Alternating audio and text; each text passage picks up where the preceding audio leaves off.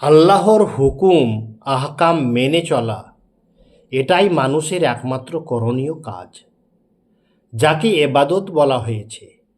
আল্লাহর এই আনুগত্য হবে তার রসুল সাল্লাল্লাহু সাল্লামের মাধ্যমে, আর রসুল সাল্লাল্লাহু সাল্লামের আনুগত্য হবে তার উলিল আমরের মাধ্যমে।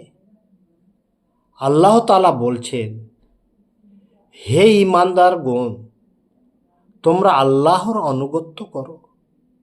আনুগত্য করো রসুলের এবং সেসব লোকদের যারা তোমাদের মাঝে দায়িত্বপ্রাপ্ত রয়েছে।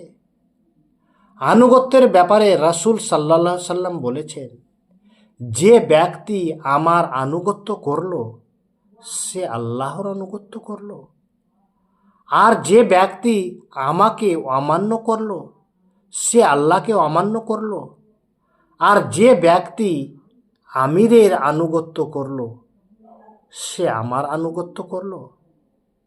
যে ব্যক্তি আমিরের অবাধ্য হলো সে আমার অবাধ্য হলো। সহিহ বুখারী।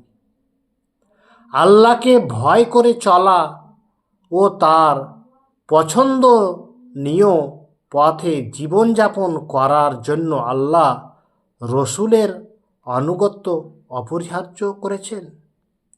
অতএব তোমরা আল্লাহকে ভয় করো এবং আমার আনুগত্য করো।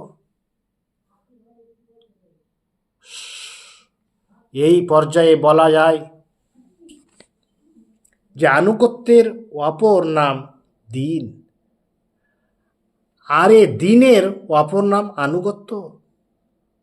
যেখানে আনুগত্য নেই সেখানে দ্বীন নেই, ইসলাম নেই। যার মধ্যে আনুগত্য নেই সে যতই দ্বীনের দাবি করুক না কেন, তার মধ্যে দ্বীন নেই, ইসলাম নেই। কারণ আনুগত্যই ইসলামের প্রাণসত্তা, আনুগত্যই সংগঠনের প্রাণসত্তা। প্রতিটি মুমিনকে আল্লাহ ও তার রসুলের আনুগত্যের ফরজিয়াত আদায় করার জন্য সংগঠনভুক্ত হয়ে আমিরের আনুগত্য করতে হবে।